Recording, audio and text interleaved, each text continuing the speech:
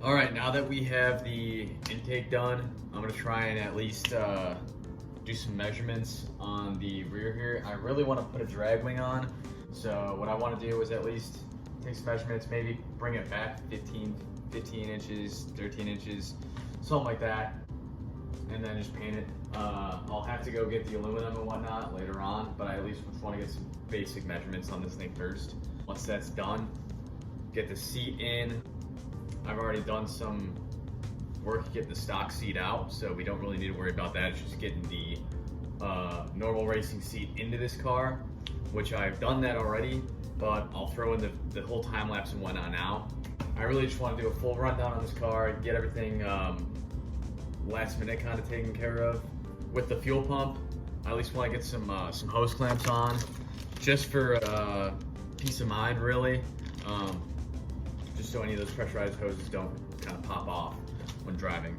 Other than that, that's really it with the car. I'm kind of at a standstill right now, which is waiting on the motor, and that's a whole nother can of worms. Really, the big thing that's just holding the motor up is getting an oil pan that actually fits.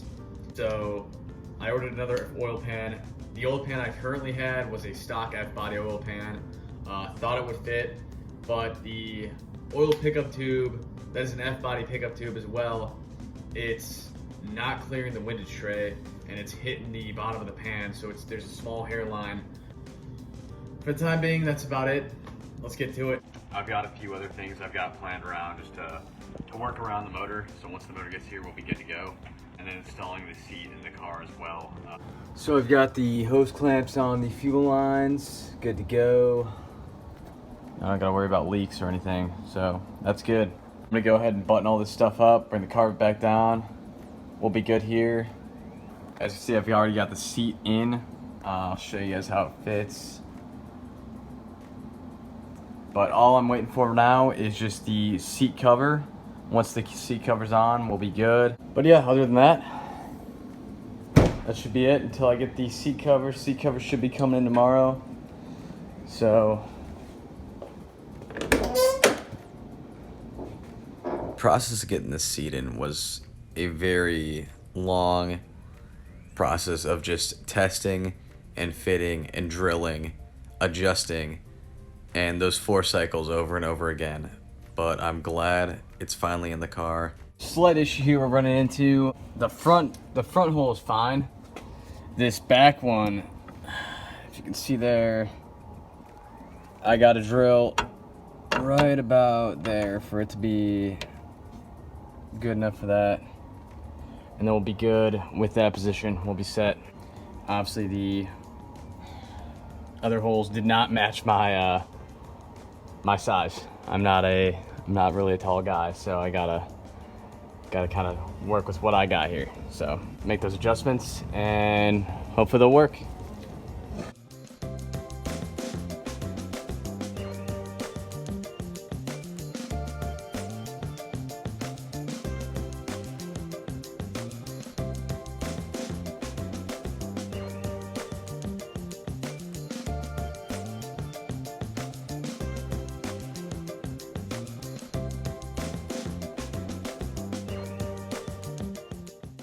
So some good news is the seat is actually fully installed in there. Ran some bolts through here. So the stock Kirky bolts were like a little shorter than this, so I had to go to the hardware store and get some longer ones, but got those extended out.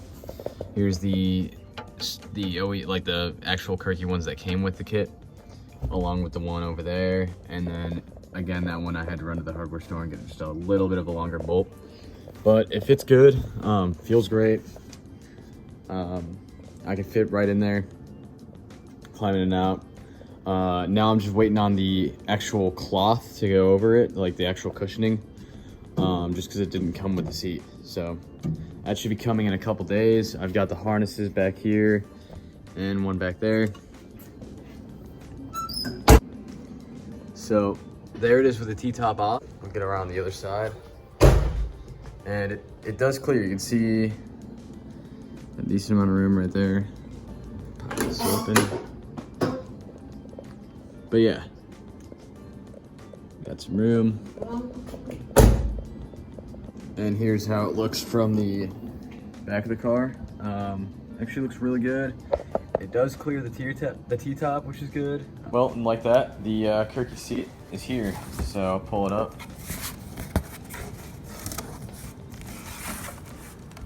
Got the Kirky seat cushion.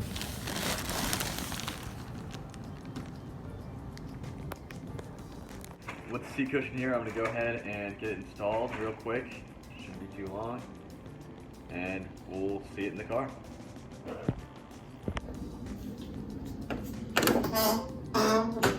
So this right here is the seat. Actually looks real nice. I'm a big fan of the padding here. It's comfy. Not super thick, not super thin. Obviously, it's still easy to get worn in, sitting a few times and whatnot. But yeah, I sat on it and it's not bad. Actually gotta put these buttons in real quick. No, these guys are clipped in and whatnot. But it's a great seat. Good for just a nice little strip car that I'm doing. I'm gonna be running these harnesses back here. But yeah, everything's all good. That's all put in. I'll catch you guys in the next one. What's up, guys? So one thing I forgot to do before putting the carpet down was putting a trap door, some kind of cover, over the fuel pump housing. So what we're gonna do today is pull up this carpeting again for like the 3rd time in a row and put this trap door in. So join me for this. First things first is I want to at least get a good measurement of the trap door in the back of the car. I'll show you guys what I'm talking about in a sec here. All right, so for the trap door, I've got the measurements 13 inches by 9 inches. So I'll just have to cut a piece of scrap metal with that and we'll be good to go. So first thing I did is I took measurements and marked everything right here. So all I gotta do is just cut around it and then install it into the car.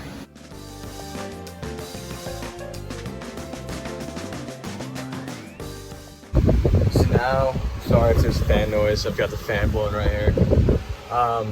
Now we got this. I've got the metal on the part where I want it. I'm just gonna start drilling some self-tappers in and it should be good. So I've got the full rear interior back in. Everything's good to go. Trap door has been installed. All I did was just pull the carpet back and whatnot and brought it back here. Threw this little piece, this trim piece back in and we're good to go. It just flips up and down. It's good to store with the T-tops and whatnot in. But yeah, that should be it for this. And thanks for watching, guys. See you in the next one.